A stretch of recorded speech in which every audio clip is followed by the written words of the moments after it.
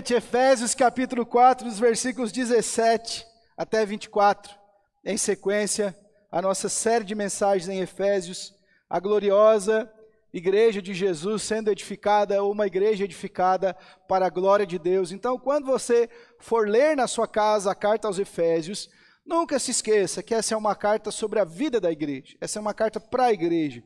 Então, mesmo que existam instruções específicas e individuais, o apóstolo, inspirado pelo Espírito, está comunicando a uma igreja de Jesus. Então, leremos hoje dos versículos 17 até 24, Efésios capítulo 4, de 17 até o 24. É o que nós leremos aqui. Mari, tem como a gente ler na NVI depois dessa leitura? É possível? Tem, Rafa? Será? Você dá um help para ela lá, se ela não conseguir? Nós vamos fazer o que eu acho que vai esclarecer bem a gente. Então nós vamos ler na nossa Bíblia e em seguida nós vamos ler aqui na projeção, na Nova Versão Internacional, NVI. Pois bem, irmãos, diz assim a Santa Escritura: isto, portanto, digo e no Senhor testifico, que não mais andeis como também andam os gentios, na vaidade dos seus próprios pensamentos, obscurecidos de entendimento, alheios à vida de Deus, por causa da ignorância em que vivem, pela dureza do seu coração. Os quais, tendo tornado insensíveis, se entregaram à dissolução para com avidez cometerem toda sorte de impureza. Mas não foi assim que aprendestes a Cristo, se é que de fato o tendes ouvido, e nele fostes instruídos, segundo é a verdade em Jesus.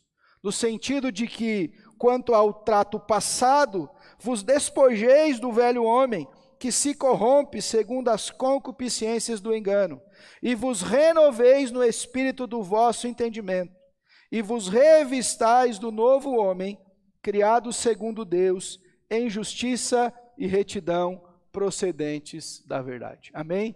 Vamos na NVI agora? Tá lá? Eu vou lendo e vou pedir para os irmãos lerem alguns versículos específicos. Assim eu digo a vocês, e no Senhor insisto, que não vivam mais como os gentios. E aqui entendemos gentios não como uma etnia, mas como uma vida distante do Senhor. Que vivem na inutilidade dos seus pensamentos. E eles estão obscurecidos no entendimento e separados da vida de Deus por causa da ignorância em que estão devido ao endurecimento do seu coração. Tendo perdido toda a sensibilidade, eles se entregaram à depravação, cometendo com avidez toda espécie de impureza. Vamos ao versículo 20 todos juntos?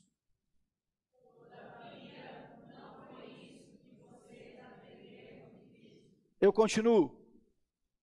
De fato, vocês ouviram falar dele e nele foram ensinados de acordo com a verdade que está em Jesus.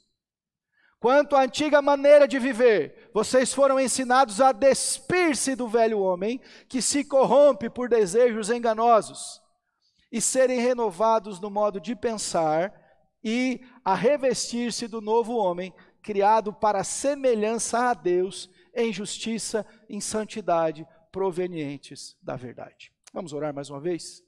Pai Santo, é a Tua palavra, e ela não necessita de uma explicação, de um homem falho e pecador, para produzir o efeito que lhe apraz. Mas o Senhor escolheu comunicar, alimentar e instruir a Tua igreja pela pregação do Evangelho. Então nós te pedimos nesta hora, Paizinho querido, fale mais uma vez conosco. Nos instrua, nos abençoe, eis aqui a Tua igreja que precisa de Ti. Ó Deus, não atente para as nossas falhas e limitações, mas comunica-nos uma vez mais. É o que oramos, em nome de Jesus. Amém. Eu quero falar um pouquinho, irmãos, acerca do contraste, você pode colocar, Mário, por gentileza, do contraste de uma vida de impiedade em paralelo com a vida de santidade. Acho que paralelo não é a melhor palavra. Tá bom, era o final, Cid, mas tá ótimo, tá bom, não tem problema. Tá bom. Veja, irmãos, eu quero falar com vocês a respeito de um contraste de uma vida de impiedade e uma vida de santidade. E eu pergunto aos irmãos, a Bíblia traz contrastes? Sim ou não? Pode passar, Mário, por favor. Será que a Bíblia mostra para nós? Não, pode voltar. E aí foi para o final já, filho. Será que a Bíblia fala de contrastes? A Bíblia diz para nós que outra vez vereis a diferença entre o que serve a Deus e o que não serve. A Bíblia traz muitos contrastes. A Bíblia diz assim, que Jesus vai chamar no último dia as ovelhas e vai separar dos bodes. O apóstolo Paulo vai usar contraste nesse próprio capítulo que estamos lendo, dizendo que há uma diferença entre luz e trevas. Há uma diferença em filhos de Deus e filhos da desobediência. Então a Bíblia é muito clara, ela traz para nós contrastes específicos para dizer, ou você é de Deus, ou você não é. Ou você serve o Senhor, ou você não serve. Ou você está na luz, ou você está nas trevas. Então, irmãos amados, a Escritura está nos admoestando, nos lembrando que nós somos chamados a sermos filhos de Deus e em nós é necessário sim ter um contraste, uma diferença com respeito ao mundo. Pensa comigo, você já ficou confuso em alguma vez? Quando alguém disse que era crente, você olhou para a vida e falou, será que é mesmo? Será que com essa prática, com essa vida, com esses frutos, com essa postura, eu estou em dúvida? Não é para ter dúvida daquele que serve a Deus de verdade. Porque a Bíblia é muito clara. Paulo está começando esta parte do capítulo dizendo, existe um velho homem, existe uma velha conduta, existe uma forma errada de viver. Mas nós não estamos mais lá. Nós aprendemos com Jesus que agora a vida é diferente. Há um contraste. Há uma diferença em comparação quando a gente olha para a vida em Deus. Aliás, um texto clássico de contraste é o Salmo 1. O homem que teme ao Senhor, aquele que obedece a Deus, que não se detém no caminho de pecadores, não se assenta na roda de escarnecedores, antes tem o seu prazer na lei do Senhor e nela medita de dia e de noite. Vai ser como uma árvore plantada junto aos ribeiros. Dá o seu fruto no tempo certo, é bem nutrida, mas o ímpio, diz o Salmo, não é assim. Mais uma vez um contraste. Deu certo agora, Mário? A Bíblia fala de contraste. Vamos ler, não sei se vai dar. Eu não tenho parceria, como eu já disse, com nenhum oftalmo aqui. Mas quem está mais na frente, vem comigo, vamos lá. Então...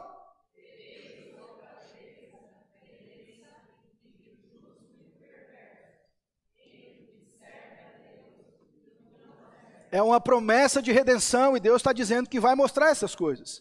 Então a Bíblia fala de contraste, diferença. E nós vamos começar vendo aqui nos versículos primeiros, a partir do 17, uma vida ímpia. Qual é a marca de uma vida ímpia? O que é que evidencia? O que é ímpio para nós? Eu escolhi esta palavra por ser um vocabulário mais comum bíblico e da igreja, uma vida de impiedade, que é o contrário da piedade. É uma vida distante de Deus, na prática do pecado. Quais são as marcas de uma vida ímpia, segundo Paulo? Pode passar, Mário, por favor. Uma vida de impiedade, ali tem uma mão atolada na areia, porque uma vida sem Deus é um caos. Uma vida sem Deus é distante, uma vida sem Deus é uma vida atolada, irmãos. Distante do Senhor que precisa de resgate, uma vida de impiedade. Vamos passar, por favor. Veja só no versículo 17 comigo, vamos todos juntos, no 17. E isto, vamos com entusiasmo, irmãos, vamos lá. E isto...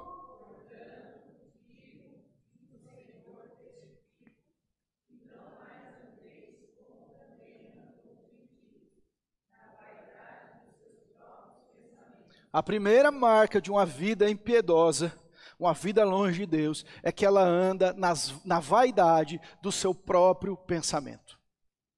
Por isso que a Escritura vai dizer para nós em Romanos 12, que nós temos que renovar a nossa mente e sermos transformados para experimentarmos a boa, perfeita e agradável vontade de Deus. E não nos conformarmos a este mundo, a este século. Porque a mente sem Deus é uma mente levada pelas suas próprias vaidades. Isto é muito antigo, o sábio Salomão já trouxe para nós essa descrição, este fechamento, esta percepção, esta conclusão. Ele observou a vida, ele viu muito trabalho, ele viu muita formosura, ele percebeu riquezas, ele conheceu líderes e reinos, ele observava a cidade. No final, sabe o que ele diz, irmãos? Vaidade, vaidade. Tudo é vaidade. Eu não sei o que tem conduzido a sua vida, o seu pensamento, as suas intenções e o seu desejo, Mas uma vida ímpia sem Deus é uma vida levada pela sua própria vaidade. Por que há guerras, irmãos? Porque os homens colocam as suas próprias vaidades. Por que há disfunção na vida? Por que há gente morrendo de fome? Por que há ainda tudo que nós vemos de pecado, de tristeza e amargura à nossa volta? Por causa da vaidade do coração humano. A vaidade é uma evidência e marca do homem que se afasta de Deus. Ele ouve a serpente e diz, certamente vocês não vão morrer. Então ele come do fruto, e ele se afasta do seu Criador, e a partir dali ele vive segundo a sua própria vaidade. E ele deseja, e o antigo conto de Narciso já dizia isso, de um rapaz que se apaixona pela sua própria aparência. E todos nós no pecado somos um pouco narcisistas, egoístas, pensamos em nós, no nosso próprio desejo, em satisfazer o nosso próprio coração. E de vez em quando, irmãos, isso flui aí entre nós. Ah, mas não fizeram do jeito que eu queria. Uma vida ímpia, irmãos, é uma vida vaidosa, é uma vida anti-Deus. Romanos 1, 22, se você puder, sem perder Efésios, senão eu lerei aqui. Romanos capítulo 1, vai dar uma descrição muito profunda do que é uma vida longe de Deus. Versículo 21 diz assim, de Romanos 1, porquanto, tendo conhecimento de Deus, não o glorificaram como Deus, nem lhe deram graças, antes se tornaram nulos em seus próprios raciocínios, obscurecendo-lhes o coração insensato. Veja o versículo 22, inculcando-se por sábios, tornaram-se loucos. Só o louco diz no seu coração, não há Deus. O insensato, o nécio diz, Deus não existe. Ele vive alheio à vida de Deus. E a segunda marca que nós vemos aqui de uma vida ímpia, o segundo ponto aqui, Mário, por gentileza, é uma vida obscurecida no seu entendimento. Veja versículo 18, vamos juntos, irmãos? Volte lá para Efésios, capítulo 4, versículo 18. Diz assim o texto, obscurecidos de entendimento, alheios à vida de Deus. E o segundo ponto é obscurecidos, cegos espiritualmente. Irmãos queridos, o mundo está chacoalhando. O mundo está balançando.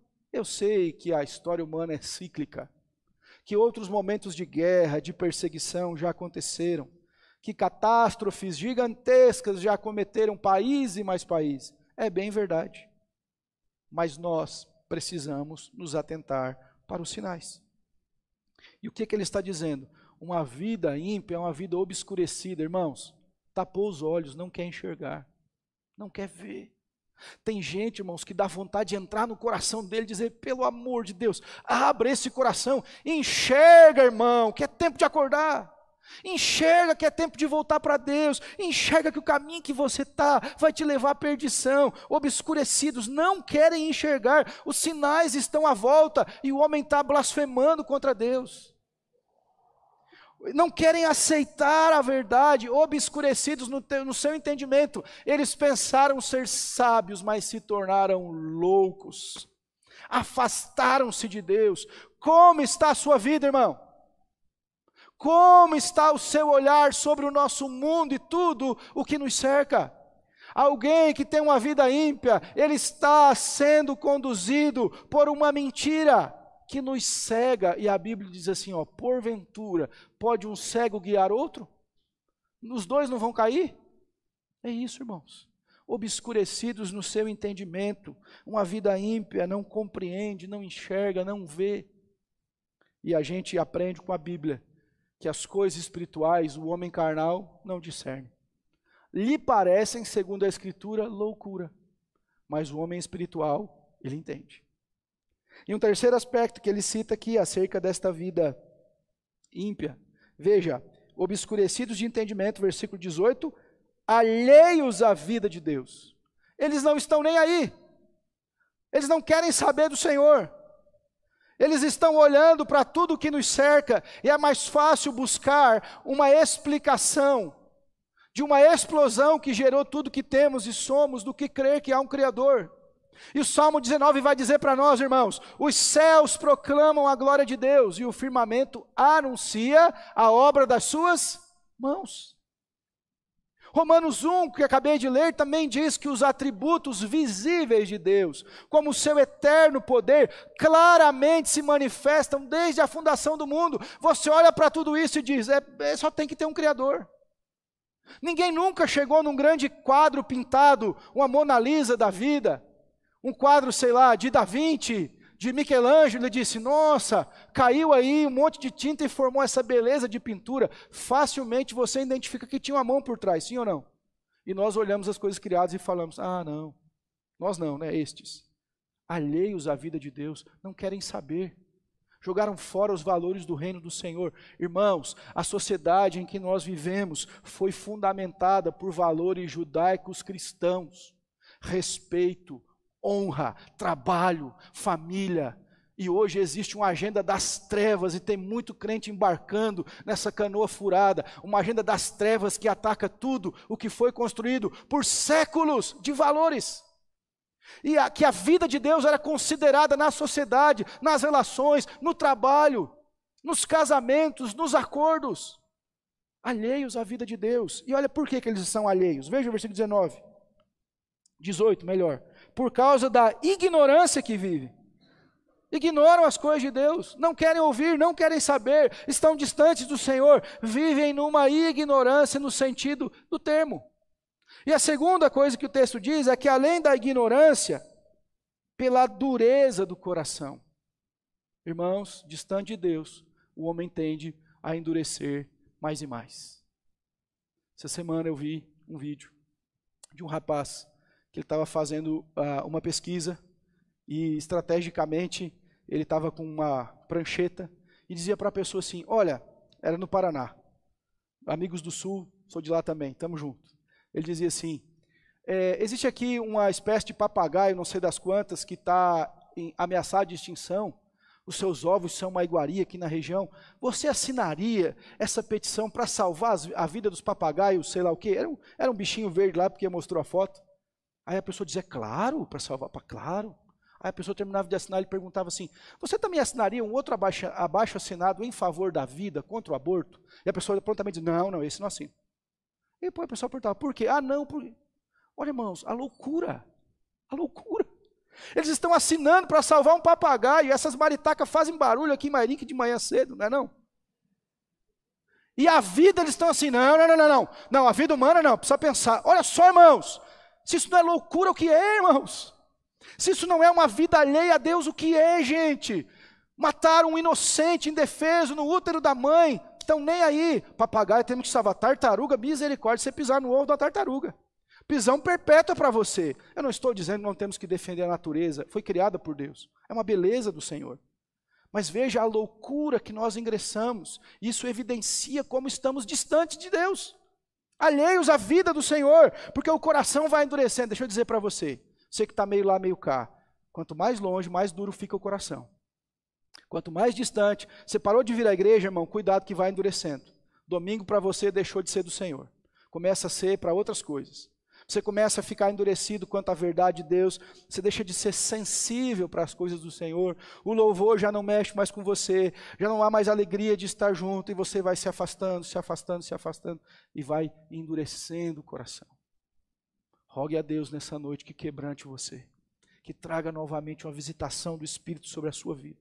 E te põe aos pés de Jesus. E que você não seja endurecido, como o texto diz, dureza de coração. Sabe o que Deus recrimina o povo de Israel, que era um povo de dura cerviz? Já teve problema aí na cerviz, não? Dizem que a humanidade é dividida em 3 grupos. Aquele que sofre de dor na coluna, que já sofreu, que vai sofrer. Dura cerviz, o povo não se inclinava, não se quebrantava, duro de coração. Mas é uma promessa bendita de Deus. Tirarei o coração de pedra e porei em vós um coração de carne. Essa é a promessa bendita do nosso Deus. Amém, irmãos? E ainda há aqui um último destaque, uma última marca de uma conduta impiedosa que Paulo diz, versículo 19. É uma conduta de impureza. Ele diz assim, os quais tendo se tornado insensíveis, estão nem aí, não tem mais sensibilidade.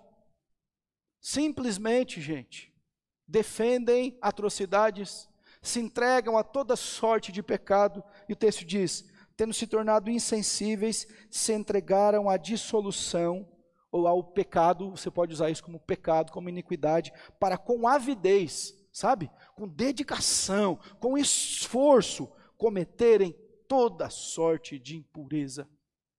E esse versículo você pode provar pelas ruas da nossa cidade, do nosso país e do nosso mundo. A vida alheia a Deus leva a uma conduta de impureza. O que é impureza, irmãos? Tudo aquilo que prejudica a minha vida espiritual. Essa expressão de Paulo, quando ele está escrevendo para aquele povo, eles sabiam que era impureza e pureza. O que era algo limpo, puro, santo ou profano. Mas uma vida sem Deus, uma vida impiedosa, é uma vida que não está nem aí para a impureza. E nós estamos recheados de impureza em todo tempo. Provavelmente nessa semana você assistiu alguma coisa na sua casa que Deus chama aquilo de pecado. Provavelmente alguns de nós aqui estão maratonando uma série que tem um monte de coisa impura lá que Deus chama aquilo de abominação. E que o Senhor recrimina essas coisas e nós não estamos nem aí preocupados se Deus está se importando, desde que satisfaça o nosso lazer. Cuidado, irmão. Tudo aquilo que prejudica, eu ouvia ontem John Piper falando, tudo me é lícito, mas nem tudo me convém. Se alguma coisa que há na minha vida tira a minha paixão por Cristo, o meu zelo espiritual, o meu temor, o meu fervor, o meu amor por Deus e pelos seus, longe de mim. Usa esse critério. Se o que eu estou consumindo, isso aqui vai aumentar o meu zelo por Deus? O que eu estou me alimentando vai me dar mais paixão por Jesus? Vai me fazer cheio do Espírito Santo? Vai melhorar a minha vida com o Senhor? Não, então cuidado. Porque a marca de uma vida impiedosa, ela não está nem aí para as coisas que trazem impureza ao seu coração e à sua vida. Mas agora, irmãos, nesse contraste, Paulo diz que conosco não é assim. Há um Cristo que morreu por nós. E nele nós fomos ensinados uma conduta distinta. E quando o apóstolo Paulo fala sobre conduta distinta, ele não está tratando, irmãos amados, de simplesmente uma diferença visível, exterior, estereotipada, simplesmente legalista, essa roupa ou esse modo de falar. Irmãos, eu já disse outras vezes e acho oportuno repetir, mudar o exterior qualquer um muda. Você pode se passar por qualquer personagem, mas essa mudança que Paulo diz, esse contraste, ele começa dentro e o resultado é exterior. Veja, vamos adiante, Mário, um pouquinho mais. Pode passar, filha, próximo slide. Uma vida em santidade, dos versículos 20 até o 24. A primeira coisa, versículo 20, vamos juntos? Mas vocês acabaram, até aí, vocês acabaram de ouvir o que é uma conduta ímpia, obscurecido, longe de Deus, alheio à vida do Senhor, no pecado, com avidez, cometem toda sorte de impureza, mas não foi assim que vocês ouviram. Não foi assim que vocês aprenderam. Aprenderam com quem, irmãos? Pode passar, Mário, por favor. Com Cristo, com Jesus. Não foi assim que nós aprendemos com Jesus. Então a primeira coisa que nós entendemos aqui para uma vida de santidade é que o exemplo e referência da nossa vida de santidade quem é? Jesus. Não é a igreja, não são pessoas. Esses irmãos têm que dar testemunho sim. A igreja tem que ensinar sim, mas meu maior exemplo e referência é Cristo. Não foi assim que você aprendeu de Jesus. A cartilha da igreja pode moldar a gente e nos trazer coisas belíssimas, importantes, edificantes, mas o nosso maior exemplo é Cristo. Como nós aprendemos com Jesus? Tem tanta gente falando tanta bobagem em nome de Deus.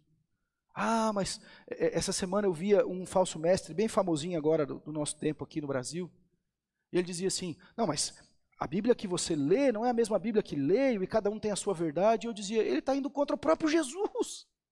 Porque ele disse que só existe uma verdade, ele é o exemplo, a referência. Não foi assim que você aprendeu com Jesus. Ah, mas Jesus estava com todos os pecadores no meio deles. E aí as pessoas figuram na mente delas, Jesus assim, dando risada, com prostituta, publicano, batendo nas costas de um e de outro. Não se esqueça que a Bíblia diz que sim, Jesus comeu com prostitutas, com publicanos, com pecadores.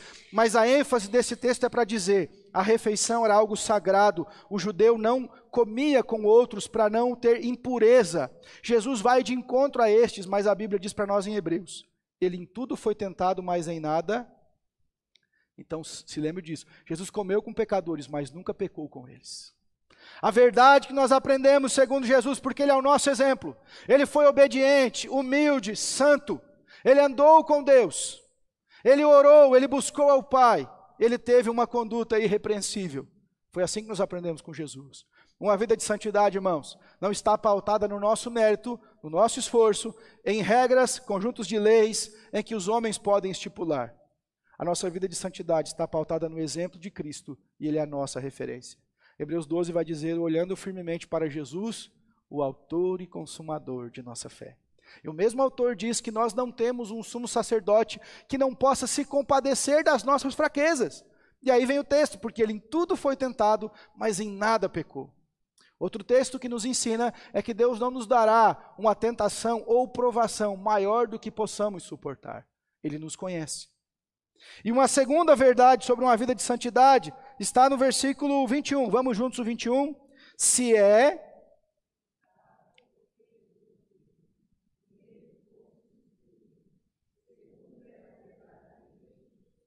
Primeiro, a vida de santidade é pautada, ou melhor, o exemplo é Cristo e a referência. Segundo, ela é pautada na verdade. E a verdade de quem é, irmãos? De Jesus. O que o texto está dizendo é que é uma evidência aqui. Se é que de fato, vocês não ouviram sobre Jesus? Aprenderam? Então, se vocês aprenderam e vocês ouviram, haverá prova em vocês. Haverá fruto. Haverá evidência que vocês estão andando com Deus. A conduta certifica. A conduta comprova. Foi o que eu falei, irmãos. Nós hoje estamos confusos. Fulano é crente. Mas ele está fazendo isso ainda? Tal celebridade virou gospel, mas continua na mesma tranqueira que ela vivia? Como dizem os meus irmãos do Nordeste, na mesma bagaceira que vivia? Continua lá. Mas que estranho. Porque a Bíblia diz que eis que tudo se fez novo. O velho homem fica para trás, a vida é nova em Deus, o pecado é abandonado, as velhas práticas são deixadas, mas hoje se inverteu demais. Paulo está dizendo, se é que vocês têm ouvido e aprendido, está aí, vai evidenciar. Versículo 21 diz, tendes ouvido e nele fostes instruídos. Quem é ele? O Cristo que ele fala no versículo 20. Segundo é a verdade em Jesus. Irmãos, a verdade é inabalável. Eu já disse isso muitas vezes para a nossa igreja. Por que que o mundo odeia tanto só o cristianismo? Porque é a verdade. Eles não odeiam outras religiões. Eles justificam a maldade de outras religiões. Eles fazem assim uma manobra semântica, argumentativa, para tentar explicar a maldade dos outros. Porque eles odeiam Jesus. Irmãos, a nossa vida tem que evidenciar o Cristo que nós cremos. Deixa eu falar algo para vocês, irmãos. O pior sermão que um pai pode pregar para um filho, sabe qual é? É a sua conduta hipócrita. Aqui na igreja ele é santo, crente, e em casa é um capeta. A pior coisa que uma mãe pode fazer para afastar o seu filho da igreja é viver uma fé fingida. Ela é santa, crente, piedosa, mas quando fecha o portão, Deus me livre dessa mulher. É a maior atrocidade que a gente pode cometer. É a gente pregar uma coisa, falar uma coisa aqui e não vivermos o evangelho, e não haver fruto em nós disso. Por outro lado, eu quero trazer um consolo também. Você que é fiel ao Senhor, teme a Ele e o serve, e os seus filhos estão longe, continue orando por eles. E saiba que no fundo do coração deles, eles sabem quem você é no Senhor. E quando a tempestade bater no barco, e você já passou por isso, quando soprou bem forte na vida deles, eles pediram oração para você, porque eles creem que você serve a Deus. Eles sabem, e um dia haverá de o Espírito lembrá-los que alguém está de joelhos dobrados por eles. Que o Senhor console o seu coração nisso. Porque se você obedece Jesus, claro que todos somos falhos, irmãos. O que eu estou dizendo aqui é o extremo de uma fé fingida, de uma vida religiosa nominal, cultural. Eu vivo lá, fechou a porta, eu sou outra pessoa. Isso é uma lástima. Paulo diz, não foi assim que vocês aprenderam. E se é de fato aprenderam, há evidências. A verdade, irmãos, é o parâmetro para a nossa conduta. É a verdade de Jesus. Do que nós cremos? Na verdade de Jesus. Mas o mundo deixa para lá, irmão. Mas o nosso tempo, irmãos, passou muito tempo. Há 2000 anos a igreja prega a verdade, tem que continuar, porque Jesus lembrou a gente. Os céus e a terra vão passar, mas as minhas palavras não hão de passar. Permanecerão. Então nós nos manteremos na verdade de Jesus. É que o apóstolo Paulo está dizendo. Na NVI diz assim: se de fato vocês ouviram falar dele e nele foram ensinados de acordo com a verdade que está em Jesus. Como eu disse, irmãos, eu até anotei aqui, aquele pastor que dizia, não, essa é a minha leitura da Bíblia, a sua pode ser outra, o que eu não posso é colocar sobre você a minha verdade. Você tem razão nesse ponto. E cuidado que a serpente, ela é astuta, irmão. Ela fala um pouquinho de mentira, um pouquinho de verdade, faz uma salada e você diz, se tem um pouco de mentira no meio da verdade, tudo virou mentira, concorda ou não?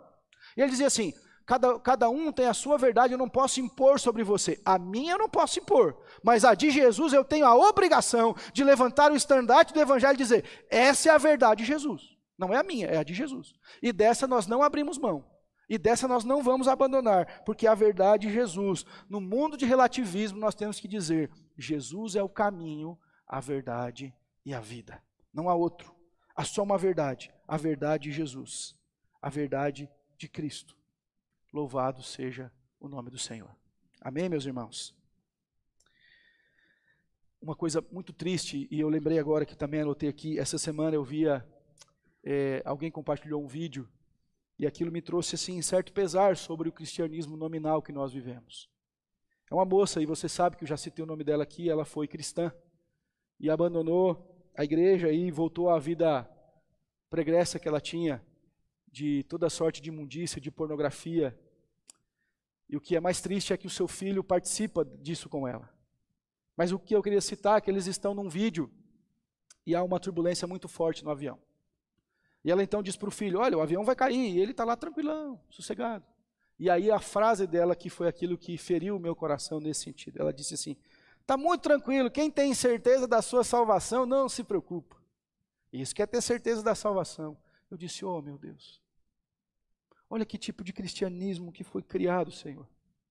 Eles estão numa vida de imundícia, de moralidade profunda, a ponto de um filho registrar o que a mãe faz. E numa conversa informal ela diz, tem certeza da salvação. Que salvação? Que Deus é esse que salva, que não tira da lama, que não tira desse fosso de pecado? Mas esse é o entendimento que muita gente está tendo sobre um Deus sem ira, sobre um Deus sem justiça, sobre um Deus que não chama pecadores ao arrependimento. É a lástima de não vivermos a verdade de Jesus e um cristianismo nominal. Você tem que ser lembrado, eu tenho de ser lembrado a isso. A nossa vida tem de ser condizente com a fé que nós professamos. Senão, irmão, será fingimento. E Deus vê a nossa vida e contempla. Ore por isso, irmãos. Livre-nos, ó Deus, dessas coisas. Versículo 22, irmãos. Mais um ponto. Vamos adiante. Vamos ler o 22 todos juntos? No sentido de que...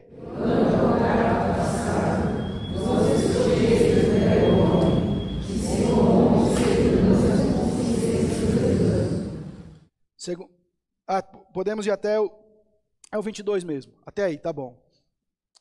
Terceiro aspecto aqui de uma vida com Deus, de uma vida santa, ruptura, quebra, total, radical com a vida passada. Quanto ao velho homem, o que ficou para lá, o trato passado vos despojeis. Despojo é tirar, é jogar fora, é despir-se, lança fora. O que está aí do velho homem, do passado, não cabe mais na sua vida com Cristo. Porque ele destaca para nós, o que é do passado, o velho homem, se corrompe, segundo as concupiscências, o convite, o desejo do engano.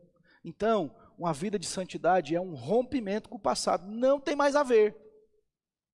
Irmãos, eu recriminei sempre quando a igreja ficava exaltando testemunho de gente no passado e a pessoa ficava se orgulhando daquilo. Não, porque eu matei 1000, porque eu não sei o quê, porque eu andei por aí, eu fui até o inferno, o capeta me carregou, eu não quero saber. Eu quero saber como você está com Jesus hoje. Eu sei a profundidade que as trevas faz na vida de alguém. E o testemunho que a igreja proclama não é sobre nós, o testemunho é sobre Jesus. É Ele, é o testemunho dele, o testamento é dele. E tem gente que se orgulhava. Eu me lembro de um familiar meu que, não, porque você sabe que no passado eu pegava, era 5 no braço, e toda hora ele falava disso, e de briga, de violência. Eu falei, irmão, está muito vivo aí o velho homem. Ele morreu lá, ou você está trazendo ele para andar com a medalha de orgulho do velho homem? O velho homem ficou, rompeu. É porque eu no passado, não fala mais isso, irmão. Não fala mais. Joga fora. Você não é mais aquela pessoa. Eu já contei uma história recente.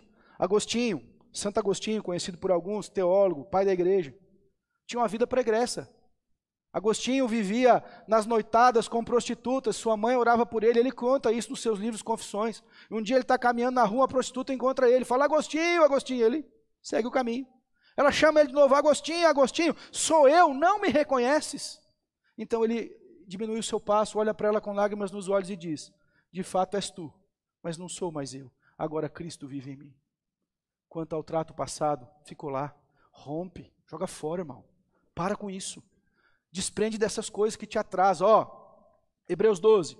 Corramos a carreira que está proposta, desembaraçando de todo o peso e do pecado que tenazmente nos assedia. Então joga fora peso, joga fora pecado. Tem coisa que Deus não mandou você carregar e você está agarradinho lá.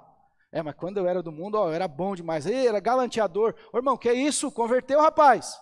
Toma vergonha em nome de Jesus, joga fora essas coisas. Quanto ao trato passado, você rompeu. Paulo nunca usou, irmãos, o currículo dele para se vangloriar. Sabe quando ele fala do currículo? Ele diz assim, eu considerei como refúgio por causa de Jesus. Ele nunca vai usar disso, mas eu quando era fariseu, eu ganhava de todo mundo no debate. Não. Por causa de Jesus ficou no passado.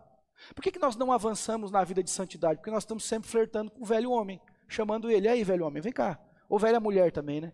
Não é ofensa à sua idade, é a vida passada, entendeu bem, né? Vem cá, vamos trabalhar um pouquinho hoje. Não, irmão, fico lá, em nome de Jesus, não sou mais aquele lá não. E em Jesus nós somos sendo transformados de glória em glória, cada dia por Ele. Um cristão que estagnou na fé diz, não, eu sou assim mesmo, pastor, ninguém me muda, irmão, você não entendeu o Evangelho. O Evangelho é mudança.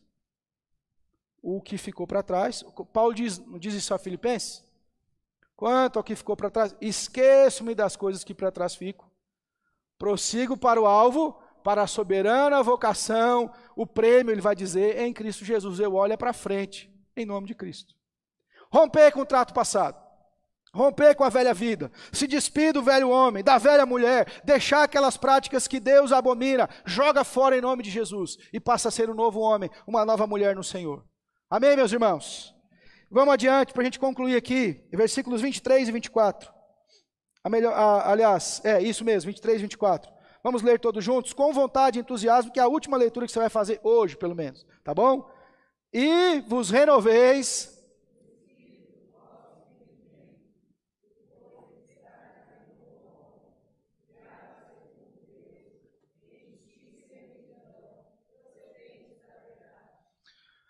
Outro aspecto aqui. Podemos falar o quarto aspecto dessa vida de santidade. Uma renovação e revestimento da nova vida em Deus. O velho ficou, o que está para trás ficou para trás. Há uma ruptura com essa vida. O meu exemplo é Cristo. E é uma renovação.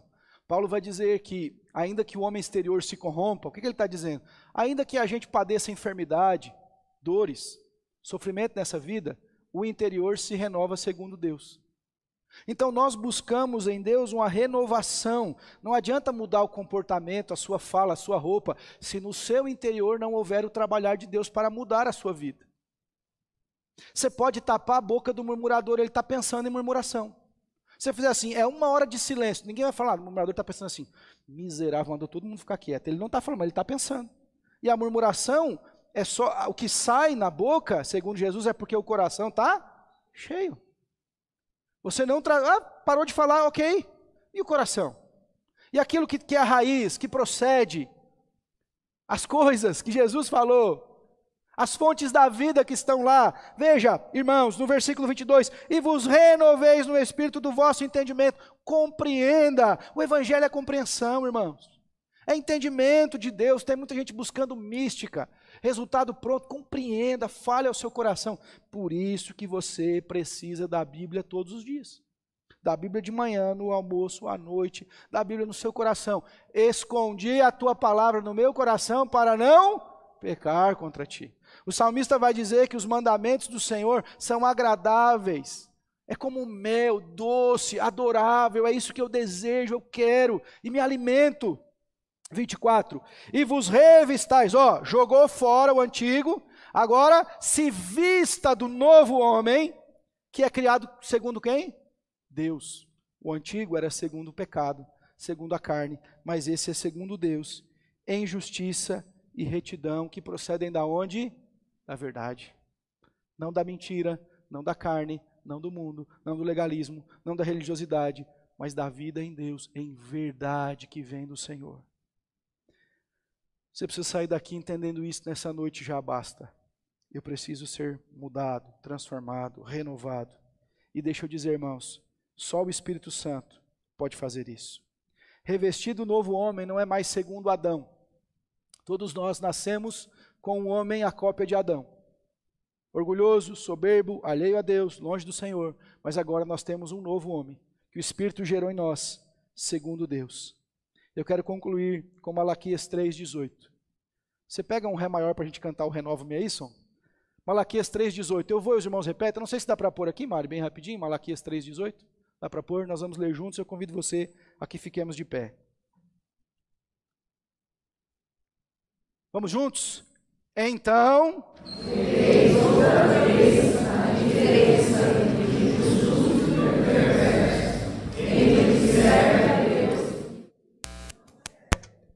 Em que lado você está?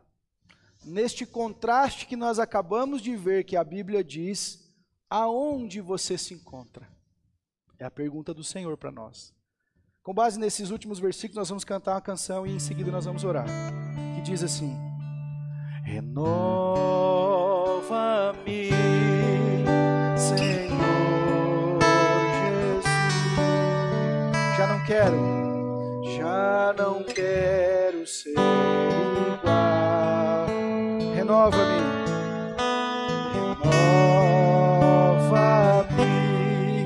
Senhor Jesus. Põe em seu coração, porque tudo que há dentro de mim necessita ser mudado, Senhor, porque tudo que há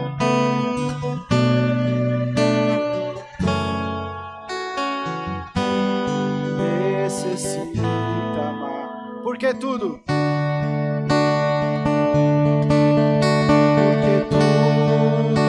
que há dentro de mim necessita ser mudado, Senhor, porque tudo que há dentro do meu coração necessita mais de ti.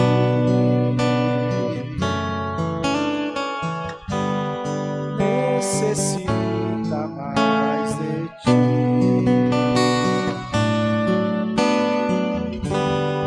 Necessita mais. Ó Pai, nós queremos ser encontrados entre aqueles que te servem. A diferença do que serve a Deus e o que não serve seja evidenciada na nossa vida com frutos de bondade, de misericórdia, de obediência. Livra a gente da lástima de uma fé fingida, hipócrita. Oh Senhor, dá-nos dessa graça para que bebamos da viva fonte que só o Senhor tem para nos oferecer. Ajuda-nos, Senhor, e abençoe-nos e nos ensina o caminho da obediência, o caminho da santidade. Oh Deus querido, Tu podes falar ao coração daqueles que hoje ouviram, de onde o Senhor deseja tirá-los, resgatá-los. Só o Teu Espírito pode fazer. Deus, visita este coração nesta hora em Teu nome, e toda amarra e todo entendimento contrário à Tua vontade caia por terra, e a Tua palavra seja exaltada, e o poder do Senhor resgate este coração e esta vida. Senhor, nós cremos na verdade do Evangelho, e ainda, Senhor, que o mundo se abale, nós permaneceremos em Ti, crendo no que o Senhor falou. Não nos deixe esmorecer, não nos deixe negociar a verdade, Pai querido. Em tempos tão sombrios, nós não Te pedimos fama, nem prata e ouro, nós pedimos fidelidade ao Teu nome, Senhor, que só o Teu Espírito pode nos dar. Nós pedimos isso para a glória do nome de Santo de Jesus, Senhor nosso, é que nós oramos. Amém. Recebam a bênção, irmãos, que a graça excelsa e maravilhosa de nosso Senhor e Salvador Jesus Cristo, que o amor de Deus o Pai, que a santa comunhão do Santo Espírito de Deus seja com todo o povo do Senhor, agora e para todo sempre. Amém.